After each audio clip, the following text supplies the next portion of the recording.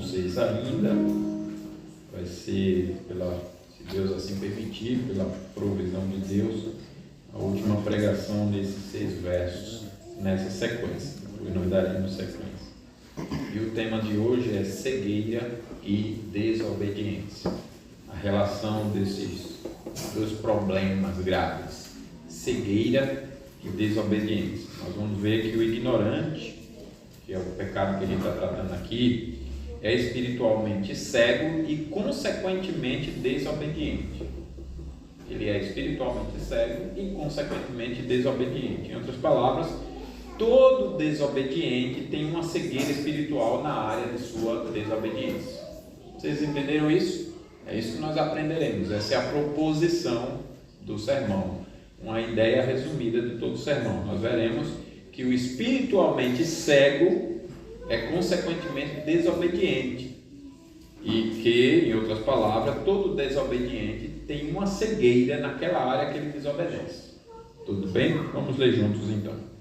No primeiro ano de Dario, filho de Assuero, da linhagem dos Médios, o qual foi constituído rei sobre o reino dos caldeus, no primeiro ano do seu reinado, eu, Daniel, entendi pelos livros que o número de anos de que falara o Senhor ao profeta Jeremias, que havia de durar as assolações de Jerusalém, era de 70 anos.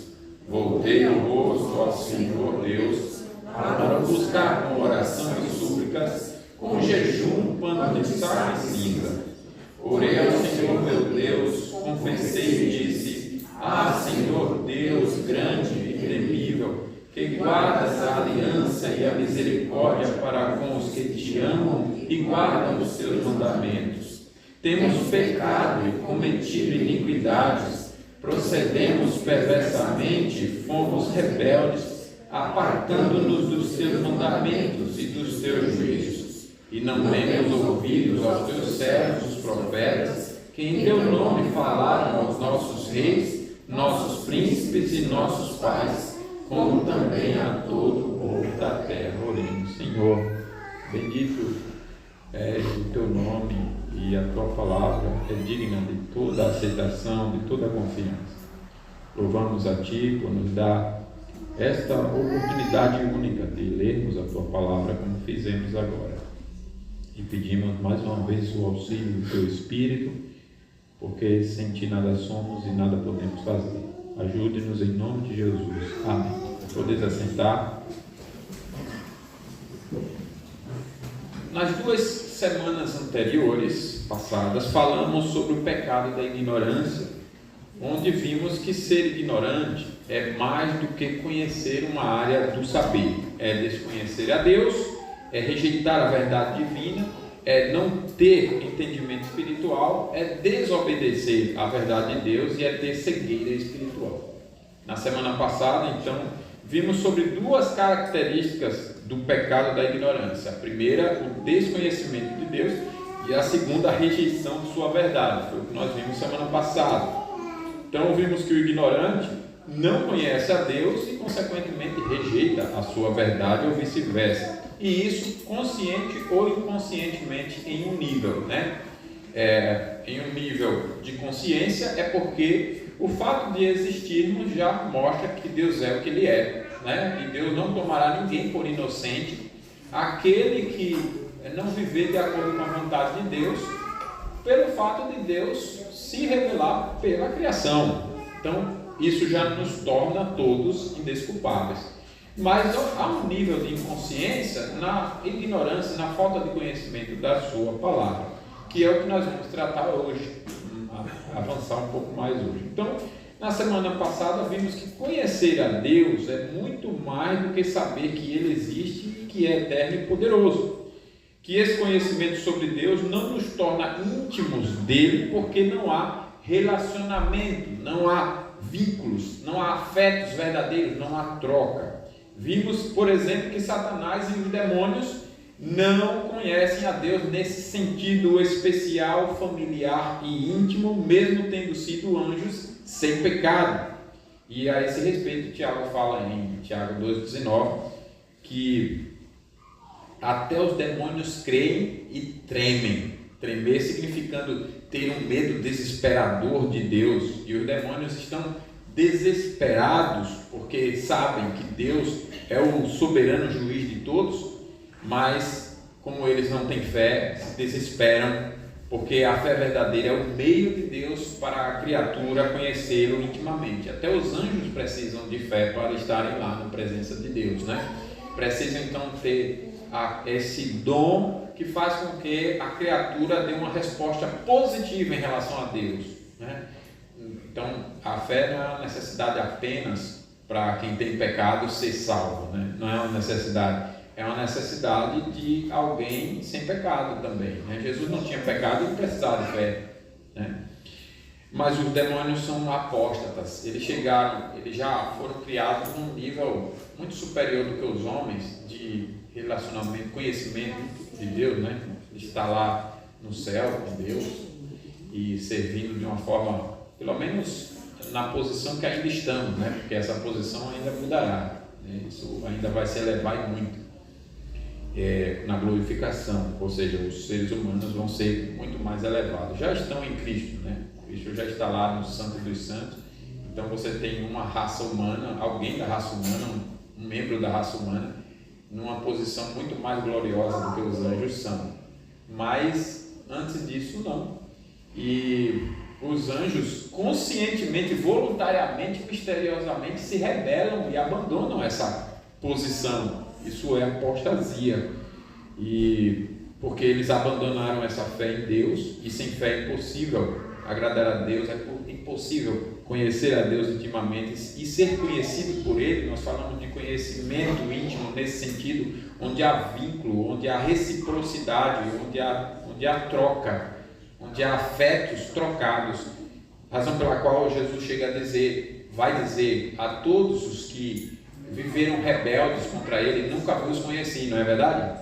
Não que Ele não seja onisciente, mas porque não há reciprocidade, não há afetos mútuos da criatura por Jesus e de Jesus pela criatura, não há. Isso não é verdadeiro, e nesse sentido Jesus vai dizer: vocês disseram que me serviam, vocês fingiam me servir, mas não havia verdade nisso e eu não poderia retribuir, não poderia, porque não há verdade nesse nosso relacionamento. Eu não os amo, eu os odeio, eu não posso aprovar a hipocrisia, a falsidade, a mentira, o engano e tudo mais. E os anjos não são assim. E isso é de tal forma que Deus não levará incrédulos para o céu, né? Porque não há fé. E quando não há fé verdadeira, não há sentimentos verdadeiros. Então, não basta conhecer sobre. É preciso ter intimidade, troca, afetos santos, vínculos, muito mais do que aqueles que o homem pode sentir pela mulher de sua vida e vice-versa. E muito mais do que aqueles que os pais podem sentir por seus filhos e vice-versa. Ou seja, é preciso ter afetos mais fortes do que os afetos mais íntimos. É preciso ter esses afetos, né? Ao ponto de Davi, estou lembrando aqui do improviso, não estava aqui, dizer na sua oração no Salmo 27, ainda que meu pai e minha mãe me abandonem, o Senhor, contudo, não me abandonará. Ou seja, eu tenho o Senhor e confio no Senhor acima dos afetos mais íntimos. Era a relação de Davi com Deus, né? Acima dos afetos mais íntimos. E vimos que toda a humanidade desprezou e despreza o conhecimento de Deus, troca o conhecimento de Deus. O texto citado na ocasião, semana passada, foi Romanos 1. Romanos 1 mostra, eu vou repetir aqui na revisão, mas já trazendo para aqui, Romanos 1 mostra que Deus manifesta a ira de Deus, o cálice da ira de Deus está transbordando, está aumentando sobre a humanidade por essa troca que o ser humano faz de desprezar o conhecimento de Deus para escolher a mentira no lugar. Deus está cada vez mais irado. Qual é a prova dessa ira? A homossexualidade. É o que diz lá em Romanos 1. E eu, essa semana, andava olhando, não comentei com ninguém, mas fazendo minhas meditações, como todos nós fazemos. Eu pensando, meu Deus, como o Senhor está irado. A gente vai no lugar, eu estou na renovação da habilitação, e aí não tinha agenda por aqui, os poupatempos, tudo, e o meu prazo era hoje. Aí eu achei vaga lá em Sorocaba, eu fui lá. Aí tinha um monte de jovem atendendo. Jovem para todo canto, é grande lá, não sei quantos já foram. E eu olhava os homens, né? Não eram homens, eu digo, meu Deus, cadê os homens? Em todo lugar virou lei. Parece que os RH fazem uma coisa assim, olha, cadê você? Você tem uma voz como a do Lisandro? Ou então como a de João, meu pai, que é mais grave ainda? Não serve, afina aí, vai afinando. Não vou afinar minha voz, então está reprovado. Mas eu sou melhor, eu passei nota 10. Você pode ser o PhD, meu amigo. Aqui só passa se você afinar a voz. Parece que os RH fizeram isso, não é? E sabe o que é isso?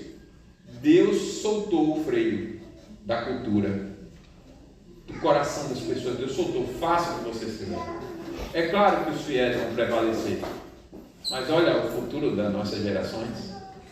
Olha como está a humanidade. Percebe? Então, a humanidade despreza o conhecimento de Deus. E a forma de saber se eu, como igreja, cometo esse pecado de desprezar o conhecimento de Deus, está em passagens como nós usamos em Jeremias 9, de 1 a 6, nos pecados de adultério, de traição, de mentira, de engano, de difamação, de iniquidade, de falsidade. E que Jeremias resume tudo isso dizendo que pela falsidade o povo se recusa a conhecer a Deus. Eu até usei o exemplo, do conselho que Deus dá lá, e ele diz assim: olha, fiel servo, não confie em ninguém aí que diz amigo e irmão, não confie, dá tapinha nas costas, meu irmão, não confie em ninguém, é tudo traidor, tudo mentiroso, não ande com eles, não, nada, nenhum relacionamento, eles são tudo adúlteros, difamadores, mentirosos, traidores, iníquos e falsos. Olha só, e pela falsidade se recusa a conhecer a Deus. Então, quando é que a gente está recusando conhecer a Deus? Quando escolhe a mentira, a falsidade, a difamação, a injustiça, o engano, o adultério no lugar do padrão e do estilo de vida de Deus. Quem se constitui amigo do mundo, constitui-se inimigo de Deus. Mas em João 17, Jesus diz que a vida eterna é conhecer a Deus intimamente e a Jesus Cristo, a quem Deus enviou. E por fim, vimos que a pessoa para quem Deus se tornou conhecido guarda a sua palavra. Para isso citamos 2 Tessalonicenses 2, que diz que Deus manda a operação do erro para que sejam enganados aqueles que desprezam a palavra, para mostrar que o crente é o contrário. Ele não despreza a palavra, não tem como ser enganado. E citamos Romanos 1, que diz que Deus despreza aqueles que desprezam o conhecimento de Deus, e esse desprezo é entregando tais homens para agirem de acordo com seus corações corruptos, especialmente no que tange a sua própria honra nas relações íntimas. Como é honrado o homem de uma só mulher, não é? Viu, crianças? Os homens aqui e adolescentes, Miguel, Abner, Isaac, Ramon e Léo. Faltei alguém? Cadê isso? Não, cadê isso? É só também. Brincadeira. Viu, crianças? Veja bem, vocês são homens. Vocês não vão ser homens, vocês já são. E o homem de Deus casa com uma só mulher de Deus. Tudo bem? É isso, cara. É uma desonra não casar com uma só mulher. É uma desonra mudar esse relacionamento. É uma desonra. Mas o mundo está dizendo que é preconceito. Não tem nada de preconceito, não. Eles que estão sendo preconceituosos com o padrão de Deus, né? Mas o padrão de Deus é um homem com uma só mulher, de acordo com a vontade de Deus. Para ser um homem como Cristo amou a igreja, viu, crianças? Então, nada de homossexualidade, promiscuidade, banalização dos sentimentos, das vontades, dos relacionamentos, nada disso. Isso é para quem vive sem a palavra de Deus. Então, nós vimos que somente pelo desprezo de Deus, entregando tais homens aos desejos do seu coração, que os homens se corrompem nessas coisas. Porque eles trocaram a Deus, Deus também os abandonou. Desprezaram a verdade de Deus, Deus também os desprezou. Olha que coisa, irmãos, isso aqui é sério. Que oremos por nós e por nossos filhos, para que essa ira de Deus não recaia sobre nós. Porque essa é a manifestação da ira de Deus, ao ponto de Deus dizer que eles recebem em si mesmos a merecida punição do seu erro. É honroso ser um homem de uma só mulher, equilibrado, sensato, controlado. É honroso. Mas estão querendo dizer que é honroso, eles riem e querem se aprovar assim, impõem, tem que impor, eles são autoritários. Nós falávamos de autoritarismo há pouco. Eles são autoritários nessa imposição de me aceitem como eu sou. E essa não é uma verdade bíblica. Deus não aceita ninguém como ele é. Coloque isso na sua cabeça. Me aceitem como eu sou, porque eles sabem que estão errados, para tratar o anormal como se fosse normal. É assim que vivem? O anormal. Mas é humilhante e eles sabem que isso é desonroso. É desonroso você ver um homem todo descontrolado, um homem sem equilíbrio, um homem emocionalmente fragilizado, destruído, sem firmeza, sem postura masculina, um homem covarde, um homem de voz afinada, um homem de características físicas todo mudadas, sem os traços masculinos naturais. Isso é desonroso. E por isso a Bíblia diz que eles merecem, eles vivendo assim, e Deus desprezando por eles viverem isso, já recebem neles mesmos a merecida punição dos seus erros. Trocaram a verdade de Deus, e Deus também desprezou esses homens. Como então que tudo isso muda? Como que pode um coração que troca a Deus e se deleita em trocar a Deus, como que esse coração pode ser transformado em se deleitar, um coração que se deleita na verdade de Deus, na vontade de Deus, no conhecimento de Deus? Vimos que somente Jesus tem o poder e a autoridade para fazer esse coração duro obedecer a toda a palavra por amor a Deus, porque ele é o profeta real e sacerdotal, e por isso é o mediador entre Deus e os homens. Deus é inimigo dos homens por seus pecados, porque Deus é bom, não pode aprovar o mal. E os homens são inimigos de Deus porque os homens são maus. Os homens são maus, né? O homem é perverso, né? E somente Jesus é o mediador, é aquele que reconcilia. E por que essa doutrina do mediador aqui, nessa parte que trata da necessidade do ser humano de ter o seu coração transformado em um coração que rejeita conhecer a Deus para um coração que ama conhecer a Deus? Porque estamos tratando da inimizade de duas partes. Uma por ser santa e justa e não poder aprovar o mal, e a outra por ser rebelde. E o conciliador, o mediador que vai conciliar essas partes inimigas, não pode injustiçar o santo Deus, tem que tratá-lo na dignidade dele. Então Jesus é o único, porque ele é o Filho de Deus que se fez homem, e vai receber toda a punição que o culpado merece nele, dizendo: está certo Deus, em sua justiça, de punir os culpados. Mas não só isso, porque esses culpados, para serem perdoados pelo justo Deus, precisa agora também serem transformados. Deus não pode perdoar quem não se arrepende, concorda comigo?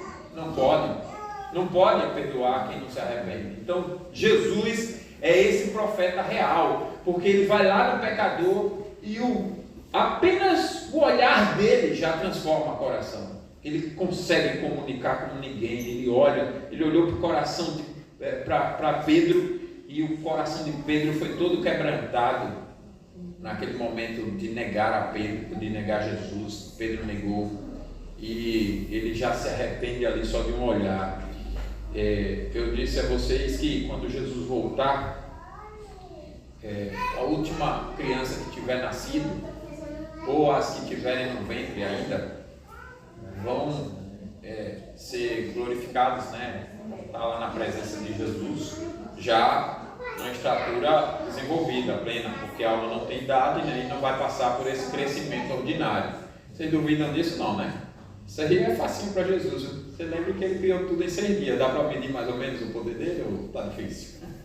Ele é esse mesmo, todo poderoso. E essas pessoas, mesmo não passando pelo estilo de vida ordinário que nós tivemos para desenvolver conhecimentos, já vão estar sabendo quem é Jesus, plenamente. Vão estar lá prostrados adorando Jesus. Já imaginou um negócio desse? Vão estar lá diante de Cristo sem dificuldade nenhuma, adorando ao Senhor. Então ele é o profeta real, sacerdotal. Você acha que algum profeta tem esse poder? Nenhum, só Jesus. Já imaginou isso?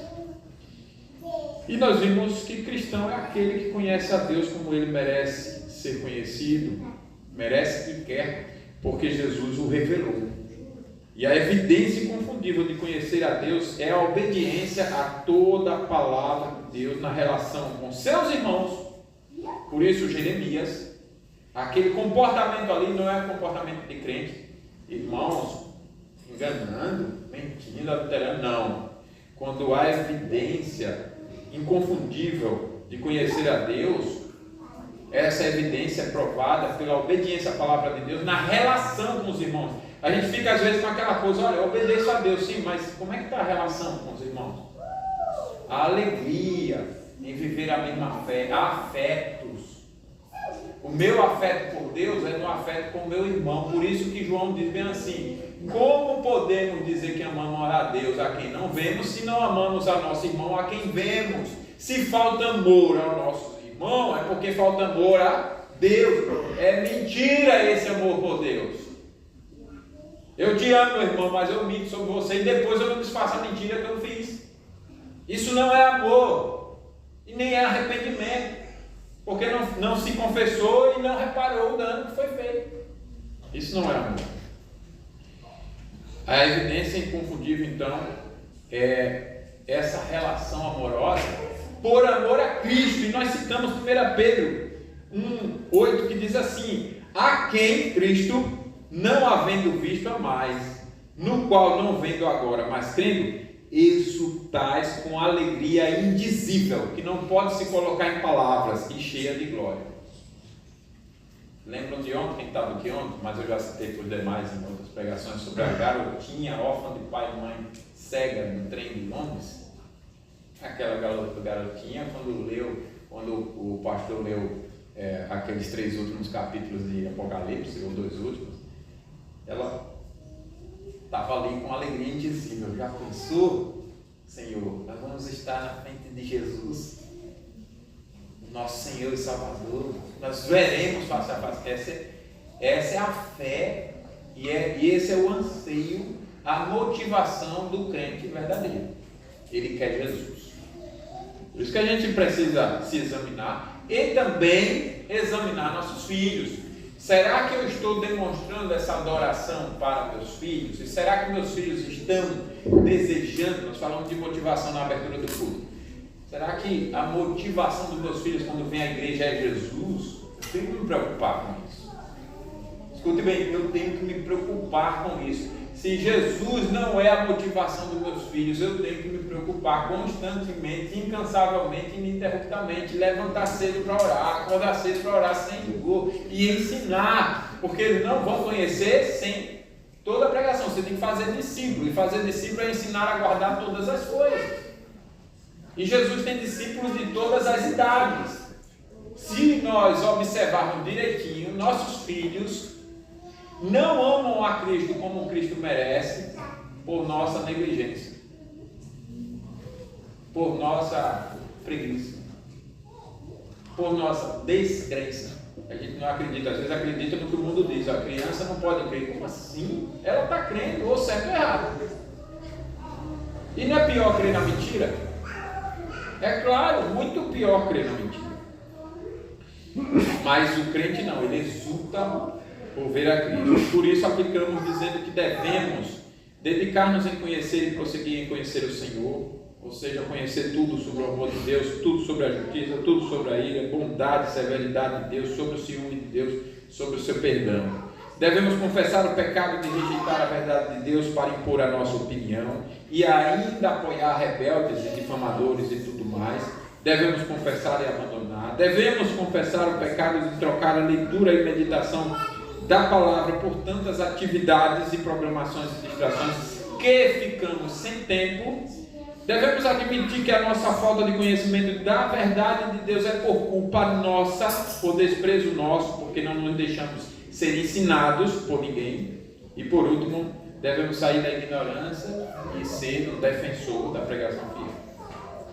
Hoje nós falaremos sobre o tema. Qual é o tema?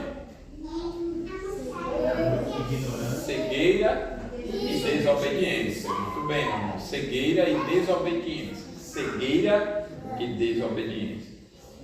Ser cego é ter a capacidade saudável. A incapacidade, ou melhor, é não ter a capacidade saudável de enxergar. Ser cego é não ter a capacidade saudável de enxergar. É muito mais do que o daltônico, que tem aquela dificuldade com cores, né?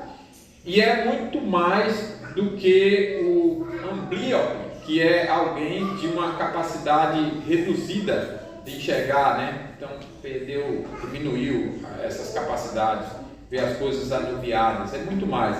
É alguém privado completamente da visão. Ele se guia por diversos recursos, como os recursos táteis, né? Os recursos que se dão para perceber e sentir, né? Sentir pelo toque, como bengala para detectar os obstáculos, né?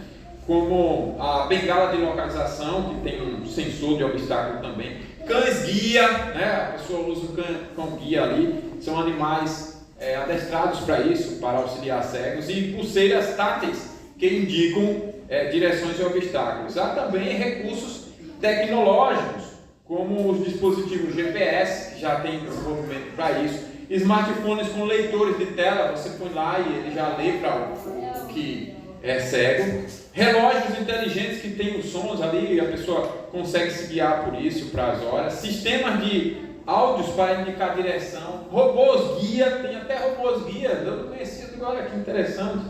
E há outros recursos, como o apoio humano. Você já deve ter visto cego sendo guiado por um outro ser humano, né? Ele está ali no apoio humano para poder andar. Mapas táteis, braille. E quando eu pensei no braille, eu pensei na visita que fizemos à SBB, a Sociedade Bíblica do Brasil, aqui em Barueri. Salvo engano, dá uns 20 quilômetros lá de casa. E se vocês quiserem ir, a entrada é gratuita. E é importante, é muito boa, é rica a ida lá, a visita, né? E aí você vai ver a Bíblia em braille. Nossa Bíblia está aqui, né? Nesse tamanhozinho, miudinho, né? A Bíblia em braille, irmãos, só o Pentateuco, salvo engano, é um estante desse tamanho. Só o Pentateuco, os 5 primeiros livros, vai, ó. Aí você pega um calamaçozão, maior do que essa mesa, quando você abre assim, aí você toca, tem lá toda. Perceba, eu estou tentando mostrar, vocês vão entender como é difícil ser cego. Não acho normal nem natural ser cego, não é. Não acho honrado e nem tem que transformar a vida como algo comum. Ser cego é algo comum, algo honrado, é algo natural, não é. Então, você tem braille, tem serviço de transporte adaptado, enfim, há vários recursos para tornar a vida do cego menos sofrida, mas com todo respeito, ser cego não é ser saudável. E os recursos, ainda que ajudem, não curam a sua cegueira, nem o torna capaz de fazer tudo o que faria se ele enxergasse. A cegueira, então, tem que ser vista como algo humilhante, algo anormal, algo humilhante, algo que não deve ser desejado, que não devem ser defendidos, não. Cegueira, não. Ela limita o cego em inúmeras atividades. O cego não pode ser cirurgião. Como que vai fazer a cirurgia sendo cego? Não pode pilotar avião, não pode nadar, não pode ser atirador de elite, né? Não pode ser segurança, não pode desenvolver atividades que exigem reflexos, assim que a coisa, né, chega, como esporte, por exemplo. Imagina um jogador de vôlei cego, como? Um goleiro cego, a bola vai passar, é claro que vai passar, né? Não pode ser testemunha ocular. Nós temos uma testemunha ocular de um crime. Quem foi o cego? Não vale um cego. Todo juiz sensato vai dizer, não vale. O testemunha ocular não viu. É claro que não viu, ele é cego. Não pode desenvolver sentimentos afetivos por pessoa, também baseado em sua beleza. Ninguém deve negar isso, que a beleza também faz parte dos relacionamentos. Deus nos fez assim, não é? Por isso que eu casei com Mônica e ela comigo. Não é verdade? Porque você também... Alguém disse que não, eu acho que está meio desanimado com a própria fisionomia. Você tem essa virtude, essa bênção de contemplar alguém, a mulher de sua vida, o homem de sua vida, pela beleza também. Não pode contemplar, conhecer e admirar a beleza dos seus pais ou dos filhos. Imagine, um pai cego, nunca viu como que é o filho, não sabe a cor, nada, não sabe, não conhece, né? Tem tantas coisas no filho que ele não conhece. Não pode pintar artes baseadas na natureza, não pode. Qualquer coisa que precisa ver, porque ele não consegue imaginar para desenvolver, não desenvolve a imaginação em tantas áreas, não desenvolve, coitado. Não pode contemplar a beleza da natureza em todas as suas riquezas e tantas coisas que eu poderia citar aqui. Então, é possível o cego viver auxiliado por diversos recursos, mas não é o saudável, nem é o ideal, nem é a cura. Quem enxerga naturalmente é incomparavelmente superior. Se o cego e quem enxerga fossem competir nas atividades que exigem a completa capacidade de enxergar, o cego perderia em todas, humilhantemente, não perderia? Em todas. É completamente desproporcional comparar cego com quem enxerga. A cegueira é tão humilhante que ninguém quer ser cego. Ser cego não é ser saudável. E há algo ainda pior. O cego erra por ser incapaz de conhecer o que somente quem enxerga pode conhecer. Essa é uma segunda coisa. Eu disse a vocês que eu ia tratar no sermão com a relação dessas duas coisas: cegueira e desobediência. E aqui eu estou tratando por enquanto de erros. O cego erra em coisas que ele precisa da capacidade normal de enxergar para não errar. Há erros que o cego comete por ser cego. Por exemplo, relacionados à mobilidade. Subestimar obstáculos. Não detectar degraus ou escadas. Você já viu isso? O cego não detectar um degrau ou uma escada. Confundir direções. É comum o cego fazer isso. Ele confunde direções. Não perceber mudanças no ambiente. Esbarrar em objetos. E daí por diante. Relacionados à comunicação. Não reconhecer expressões faciais. Ele não percebe quais são as expressões, se positivas, se negativas, se ameaçadoras para poder se livrar. Ele não percebe. Não percebe onde ele está. É um erro que o cego comete comumente. Interpreta errado o tom de voz. Dependendo, ele vai se guiar só por tom de voz, vai interpretar errado. Não detecta linguagem corporal, tem dificuldade em entender ironia e sarcasmo, não sabe separar essa coisa. Falar alto demais ou baixo demais, são pecados comuns. Relacionados à tecnologia, dificuldade em usar dispositivo todo, não entender instruções auditivas, porque você sabe que às vezes isso acontece conosco quando a gente está assistindo um filme, às vezes a gente põe o legendado, porque nem sempre a gente consegue interpretar o que está vendo, né? O que está ouvindo, aliás. Aí a gente põe um texto para saber exatamente o que está sendo dito. Já fez isso? Já fez esse teste? Palestras são assim também. Então eu costumo sempre colocar no noticiário, colocar lá a legenda e já ir acompanhando pela legenda. O cego não pode seguir legenda.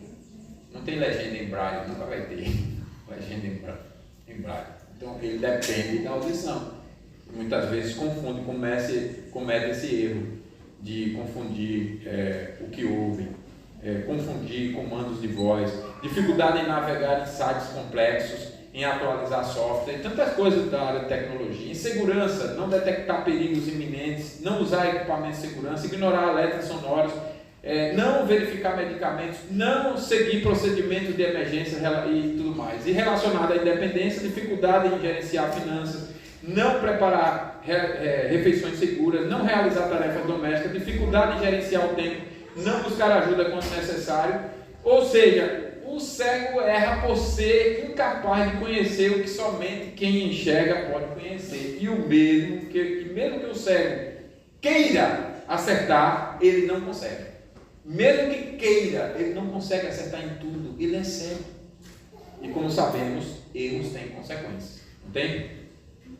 Agora, toda essa reflexão, irmãos, tem como objetivo mostrar que a cegueira física é usada por Deus para representar a cegueira espiritual, que é incomparavelmente mais prejudicial.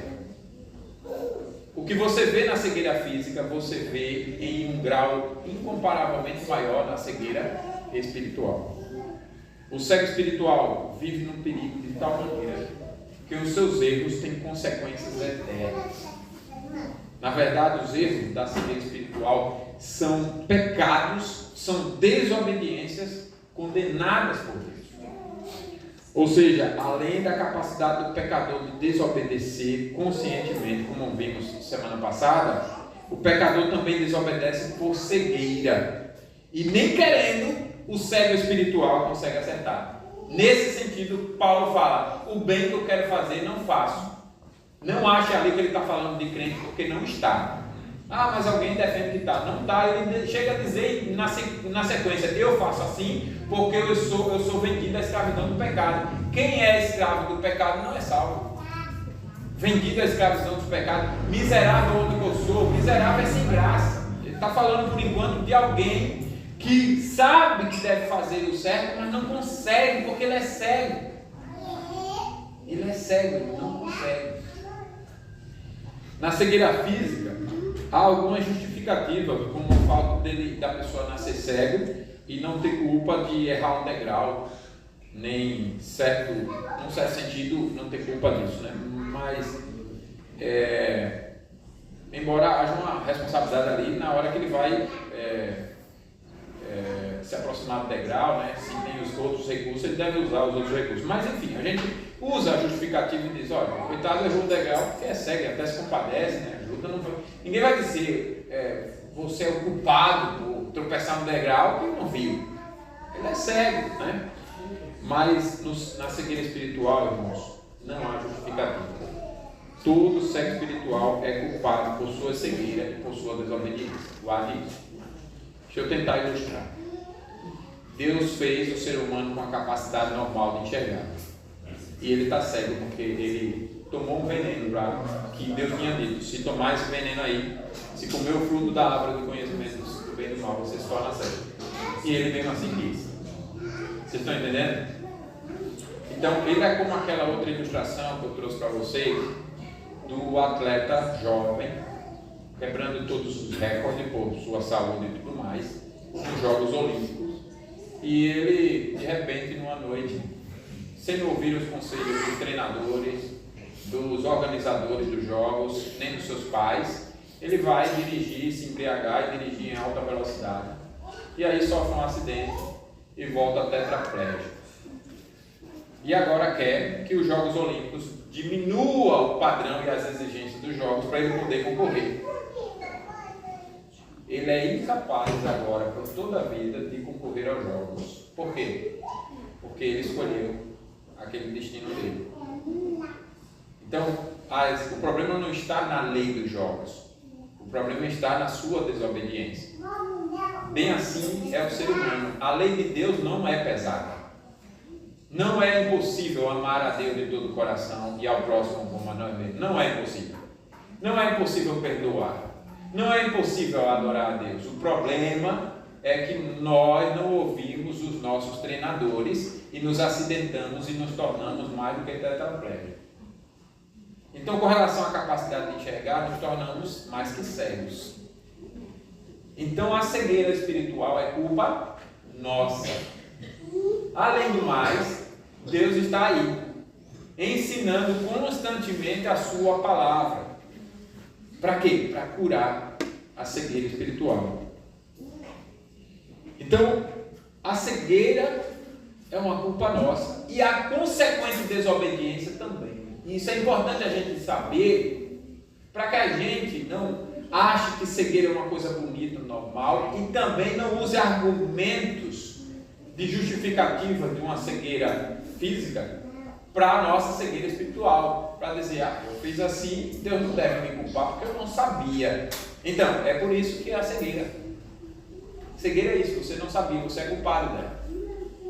E aí dizer ainda por cima, olha, eu estou desobedecendo, eu não sabia que eu estava desobedecendo. Não sabia, deveria saber. No último dia essa desculpa não vai valer. Eu deveria saber que isso era desobediência. Porque você não sabe o que deve ser feito no dia do Senhor. Por quê? Porque é cego espiritual. Mas por que é cego espiritual? Se você tem a palavra de Deus na mão e tem sido ensinado constantemente em sua igreja sobre toda a verdade de Deus, porque não quer. E o pior cego é o que não quer enxergar. Não quis aprender. Domingo é assim. Não é assim não, eu vou mudar. Eu sou pastor Lisandro, mas quem está dizendo é o pastor dos pastores, é o pastor da igreja. Ele que diz como é que ele quer ser adorado no dia dele. Não concordo com isso. A minha opinião é diferente. Então, isso é de cegueira espiritual. E a pessoa, nessa arrogância toda, nesse orgulho, insiste nesse pecado, porque não quer enxergar, não quer ser curado da sua vida, não quer passar a vida. Percebe a gravidade do problema, irmãos? Você não quer enxergar, então desobedece a Deus. E desobedece porque é cego. E é cego porque desobedece. Isso é uma maldição. É uma maldição. Não entende porque é cego. E porque é cego, desobedece. E desobedece e é cego porque não quer enxergar. E fica nisso, nesse vício. E aí você pode estar pensando, mas pastor, isso não seria só o incrédulo ser cego espiritual? Não. A Bíblia fala de igrejas cegas espiritualmente. Ouça apenas Apocalipse 3, 14 a 17. Ao anjo da igreja em Laodiceia escreve, é Jesus quem está dizendo a igreja dele. Estas coisas diz o Amém, a testemunha fiel e verdadeira, o princípio da criação de Deus. Você veja, eu vou trazer depois um estudo melhor sobre o Amém, né? Nós falamos sobre o Amém hoje de manhã, né? Na EBD, aliás. De manhã ainda é. Ele é o Amém, Jesus. A testemunha fiel e verdadeira, o princípio da criação de Deus. Ele está dizendo à igreja de Laodiceia: conheço as tuas obras, que nem és frio nem quente. Quem dera fosses frio ou quente. Assim, porque és morno e nem és quente nem frio, estou a ponto de vomitar-te da minha boca, pois dizes: estou rico e abastado, e não preciso de coisa alguma, e nem sabes que tu és infeliz, sim, pobre, cego e nu. Miserável, pobre, cego e nu. Jesus está dizendo de uma igreja. Você está dizendo que é rica? Rica espiritualmente, rica disso? Não é não. Você é pobre, cego e nu. Segundo os estudiosos, o quente ou frio era a água. Eles se baseavam com a água que os romanos desenvolveram na sua tecnologia de transpor água por muros. Então a água viajava quilômetros para chegar na cidade por esses muros em aberto, não tinha cano na época, né, Alisson? E aí eles conseguiam, uma engenhosidade assim, incrível, eles conseguiam jogar água lá dentro da cidade e abastecer a cidade. E aí ele dizia o seguinte, que a água quente e a água fria era saudável, mas a água, quando ela ficava parada, leve ali que o sol esquentava e ela virava morna, essa água morna era prejudicial. Por isso que ele está dizendo, quem dera se você fosse alguém saudável, em outras palavras, alguém que prestasse. O morno era o emprestar, por isso que eu estou a ponto de vomitar, eu não presto, estou a ponto de vomitar. Agora, por quê? Porque é cego. Percebe? Miserável, pobre e cego. Isso é Cristo quem diz sobre os membros de sua igreja em Laodiceia. Será, irmãos, que estamos como os crentes de Laodiceia? Cego. Agora, veja o que o próprio Jesus diz para os cegos de Laodiceia nos versos seguintes, 18 a 22. Aconselho-te que de mim compres ouro refinado, porque eles se achavam ricos. Aí o trocadilho de palavra, né? Vocês não são ricos, vocês são pobres, cego e nu. Miserável, pobre, cego e nu. Aí vocês sabem que a vida com Cristo é a vida na graça.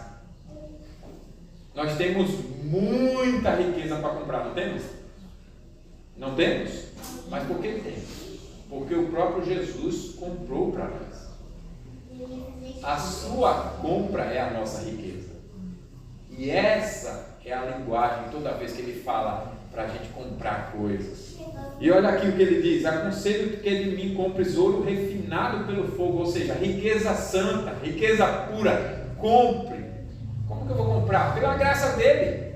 Eu compro aquilo que é riqueza. O ouro tem a ideia de riqueza, né? Riqueza, mas riqueza refinada pelo fogo, riqueza pura, santidade, riqueza pura.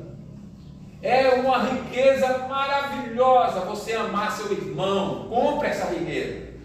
É uma riqueza maravilhosa se arrepender verdadeiramente. Compre essa riqueza. Ter a fé verdadeira. Compre essa riqueza.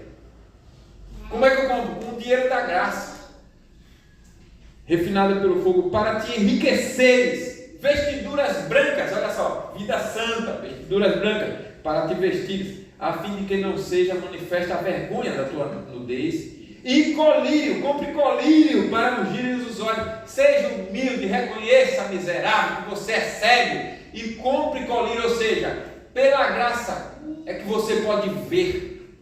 Pela minha graça é que você pode ver. Sem a minha graça você não enxerga. Admita que você é cego. E comprar colírio é admitir que precisa da graça para enxergar. Se não for a graça, você não enxerga. A fim de que vejas. Olha a palavra para chorar. Eu repreendo e disciplina quanto amo. Alguém pode dizer bem assim: caramba, que palavra dura de Jesus. Nos nossos dias, Jesus seria em muitas igrejas repreendido. O Senhor é um pastor insensível.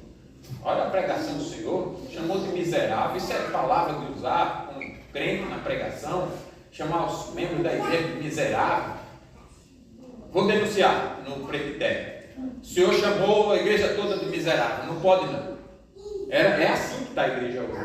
Mas é ele mesmo quem está dizendo, e logo em seguida ele diz: eu repreendo e disciplina quanto amo. Ser, pois, zeloso e arrepende-te. Olha a palavra quase. Então essas palavras duras não tem nada a ver com falta de amor. É a disciplina, é a verdade. Jesus não pode dizer que alguém que é miserável não é miserável. Vocês estão entendendo? Não pode. Agora, a igreja de Laodiceia estava em que condição espiritual? Verso 20. 20 vezes, né? Eu ia dizer 28. Verso 20 diz qual é a condição espiritual dessa igreja, além do que já foi dito. Eis que estou à porta e bato. Se alguém ouvir a minha voz e abrir a porta, entrarei em sua casa e cearei com ele e ele comigo. Jesus está dizendo aqui: estou repreendendo vocês porque eu sou o dono da igreja e eu estou do lado de fora. Era a igreja. Será que é isso que está acontecendo conosco? Nós somos igreja e por isso que o ensino não entra e não penetra.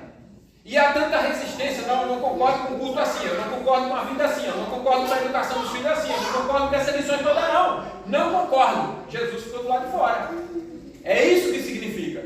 Quando a gente diz eu não concordo com o que a Bíblia diz que é, Jesus está do lado de fora. E ele está falando para a sua igreja. Está do lado de fora. E por que está do lado de fora? Porque a igreja é cega. Ao vencedor dar-lhe-ei sentar-se comigo no meu trono, assim como também eu venci e me sentei com meu Pai no seu trono. E aí vem a responsabilidade. Quem tem ouvidos para ouvir, ouça o que o Espírito diz às igrejas. Ou seja, você é responsável pelo que você está ouvindo. Ouça. Ouça. Mas arrependa-te. Ser, pois, zeloso. Qual é o zelo que nós devemos ter? Arrependimento. Se ouvirmos as repreensões e disciplinas de Cristo e nos arrependermos, evidenciaremos que servimos a Ele. Caso contrário, provamos que servimos ao pecado, ao engano e ao diabo. Foi Jesus quem repreendeu lá do céu. E eu acredito que tem muitas coisas em nossas vidas que estão semelhantes à igreja de Laodiceia. Cegueiras espirituais e níveis é uma delas. Jesus do lado de fora, em muitas áreas da nossa vida, é outra delas. Qual é a palavra graciosa? Arrependa-te. Eu estou disciplinando e repreendendo porque eu amo. Arrependa-te. Seja zeloso de boas obras. Quem tem ouvido, ouça. Seja zeloso. Arrependa-se. Se há resistência a essa repreensão e disciplina, não minha, eu li e você conferiu, não é minha, não são minhas, são de Jesus. O que é que nós estaremos evidenciando? Se houver resistência, que nós não servimos a Cristo. Quer ver que é assim a relação? Romanos 6, 15 a 16. Aí eu vou pedir ela para projetar. Romanos 6, 15 a 16, mas eu já vou ler. E daí? Havemos de pecar porque não estamos debaixo da lei e sim da graça? De modo nenhum. Não sabeis que daquele a quem vos ofereceis como servos para a obediência, desse mesmo a quem obedeceis sois servos, seja do pecado para a morte ou da obediência para a justiça. Em outras palavras, servimos a quem obedecemos. É isso que basicamente ele está dizendo. Servimos a quem obedecemos. Não há nada mais claro do que isso. A quem então temos servido, irmãos? Você pode dizer, eu sirvo a obediência, mas onde está essa obediência? Há pecados que nossas esposas veem que praticamos. Há pecados que os maridos veem nas esposas. Há pecados que os filhos veem nos seus pais. Há pecado que os pais veem nos seus filhos. Há pecado que nossos vizinhos veem em nós, como também descrentes nas ruas onde andamos. Fico pensando sobre dirigir, como a gente dirige, né? Como é que a gente testemunha de Jesus enquanto dirige? Alguém nos deu um travamento, a gente xinga, baixa o vidro para chamar a pessoa.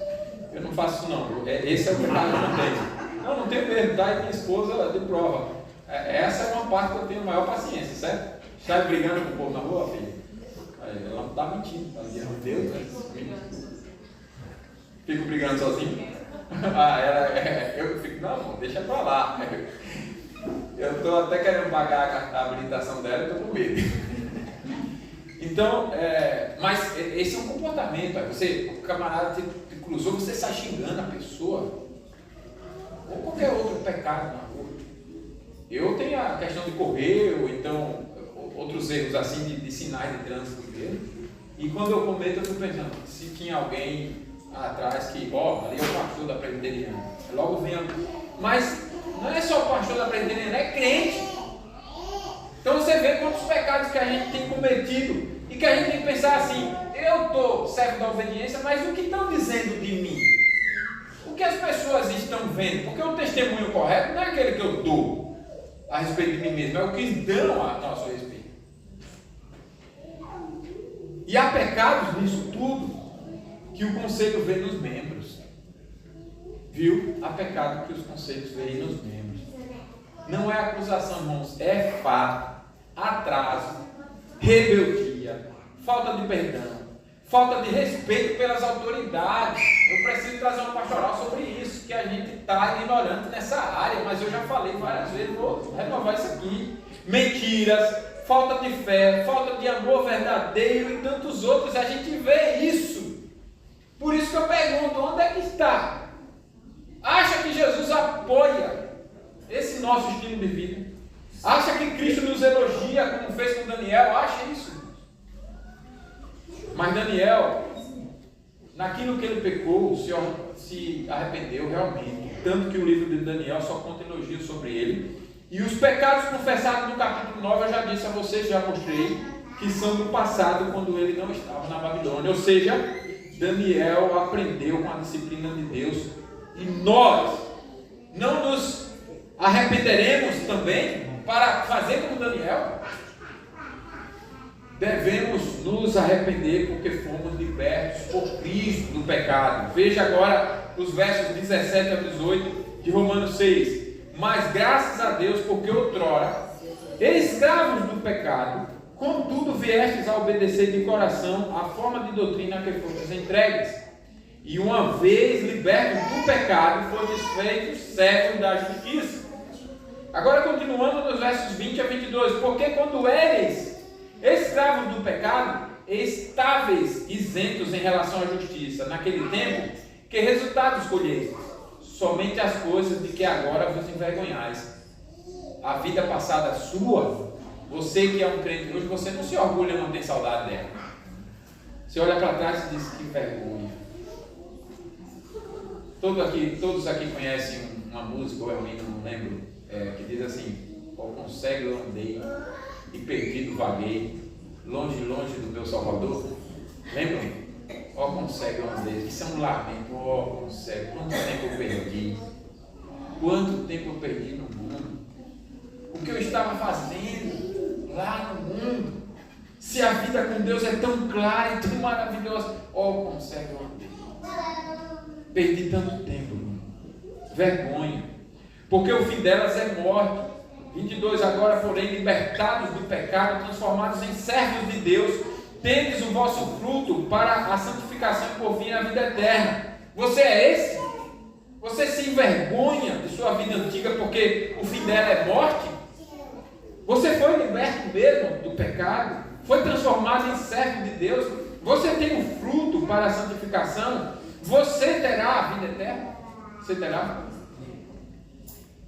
Se o ignorante é o espiritualmente cego e consequentemente desobediente, o que conhece é o espiritualmente o que vê e consequentemente obediente. Não é verdade? Quem é que comete o pecado de ignorância? Quem é cego e por isso desobedece. Quem é o que conhece? Aquele que vê e por isso obedece. Tudo bem para vocês? Está claro isso? Veja, isso é claro para uma criança entender.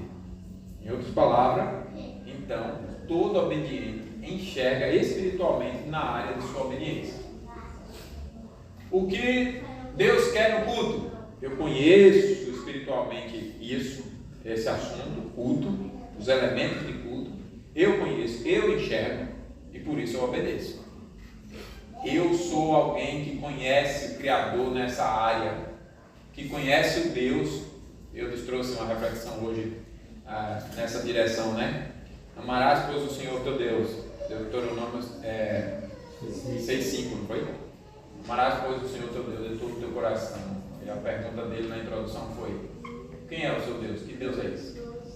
Porque para você amar de todo o teu coração o Senhor teu Deus, você tem que saber que Deus é esse. É óbvio que o Deuteronômio está ali ensinando de que trata desse único Deus vivo e verdadeiro. Então ame esse Senhor único aí. Mas nós caricaturamos, e por isso a pergunta bem pensada do presbítero: quem que Deus é esse? Está amando qual Deus? De todo o coração. Você pode estar amando o Deus errado, né? De todo o coração. Porque o Deus verdadeiro, quando ele é conhecido por você, você o ama de todo o coração. Não tem como ser diferente. Por quê? Porque você não é mais sério sobre ele. e não é mais cego sobre aquilo que Ele quer que você faça naquelas áreas. Mas por que eu trouxe esse tema para nós como igreja? Como eu já disse em Apocalipse, porque a igreja pode ser igreja e cometer o pecado da cegueira. E o que não pode é querer continuar sendo. Isso é que é preocupante, porque é sinal de não conversão. Então a palavra de Jesus para a igreja de Laodiceia é a mesma para nós. Compremos colírio. Ou seja, se deixe ser ensinado para não continuar cego. Se Deus está usando o pregador para ensinar, o dia do Senhor é isso. Faça exatamente o que Deus manda no dia do Senhor. E eu nunca trouxe aqui um ensino novo meu. Nunca. Graças a Deus que eu oro, que Deus não me deixe ir por esse caminho nunca. Não me deixe. Todo o ensino, a gente está lendo agora aqui os pecados em cada mandamento. Quem foi que listou esses pecados? Nunca fui eu. Está lá, os puritanos fizeram aquilo quando reformaram a igreja. Quando reformaram. O que é uma igreja reformada? É uma igreja que voltou para toda a Bíblia. Não é a igreja que está se reformando. Essa que está, ainda não é. Você já viu uma casa que está se reformando ser chamada de casa reformada? Não, ela está se reformando, por isso ela não é reformada. Então não é verdade que uma igreja, uma casa sempre reformada, uma casa reformada é sempre se reformando, não. Ou ela é reformada, ou ela está se reformando. Se ela já é reformada, como foram os puritanos, como que eles listaram os pecados? Daquela forma. Para quê? Para conhecer a vontade de Deus naquelas áreas, nos 10 mandamentos, e viver de acordo com a vontade de Deus, não praticar aqueles pecados. Também listaram as exigências de cada pecado. Então eu tenho que, ouvindo, comprar colírio. Senhor, eu não posso sozinho, por sua graça eu posso, o Senhor já me salvou. Senhor, é isso mesmo, o Senhor quer que eu viva assim, eu vou viver assim. Arrependa-se e faça. Mas como é que eu faço? Simplesmente faz. Mas eu não estou querendo, mas faça. Querendo, não querendo, não faça o que você quer. Não faça isso. Simplesmente faça o que Deus manda. Compre colírio. Então, peçamos a Cristo para que Ele nos faça ver. Compremos esse colírio de Cristo para os nossos olhos, para sermos obedientes. Talvez vocês perguntem, mas para eu ser obediente eu preciso ser curado espiritualmente? Sim. Você precisa ser curado nessa área que você é cego. Por isso que você tem que pedir a Jesus. Você precisa entender que a Bíblia precisa ser os seus óculos, o seu colírio, para você fazer a vontade de Deus. E aí, para você ter uma ideia, nós vamos fechar, nós já estamos na aplicação. Eu vou rapidamente apresentar essa verdade única em Marcos 10, 46 a 52. Eu preciso ser curado da minha cegueira. Coloque isso na sua cabeça. Senhor, tem área da minha vida que eu sou cego. Não seja arrogante, sejamos humildes e reconheçamos isso. Senhor, tem área da minha vida que eu sou cego. Todo pregador tem que fazer isso. Tem área da minha vida que eu não enxergo.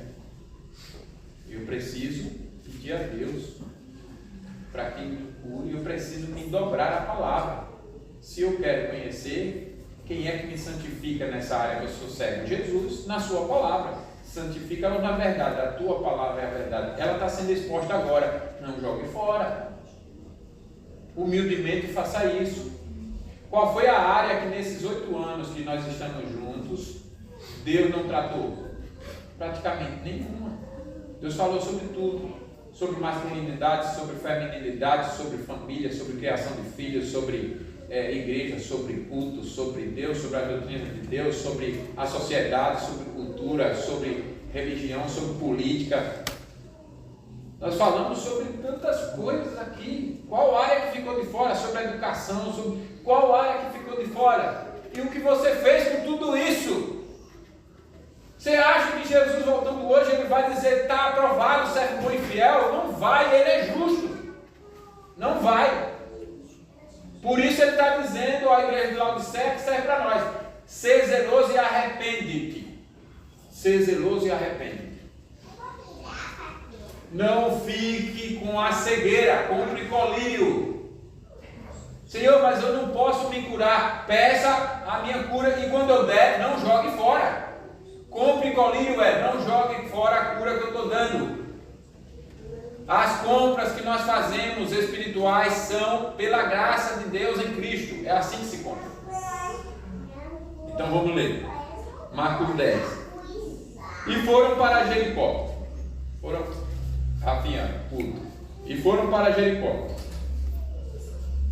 Quando ele saía de Jericó, juntamente com os discípulos e numerosa multidão, Bartimeu, não esqueça esse nome, cego, mendigo, e aí eu me lembrei da menina órfã de pai e mãe, cega do trem de Londres.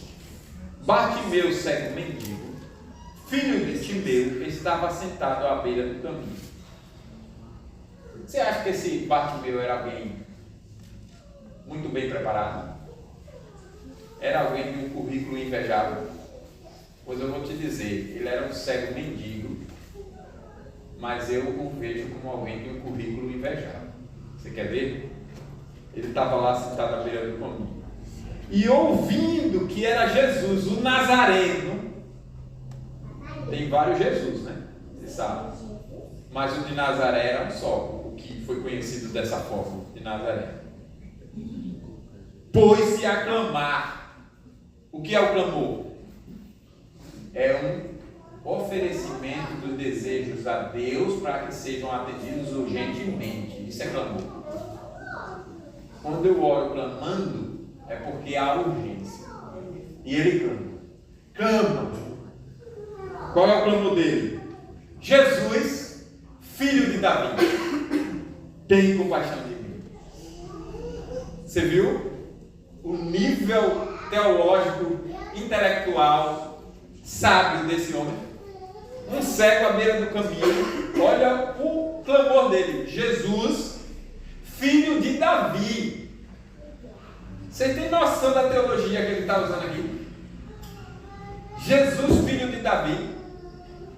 Doutrina das alianças, doutrina da Trindade, doutrina da humanidade, das duas naturezas de Cristo, doutrina do mediador, o ofício de profeta, sacerdote e rei, doutrina das alianças, a aliança das obras com Adão, a aliança com Noé, a aliança com Abraão, com Moisés e com Davi, filho de Davi. Eu sei quem é o Senhor.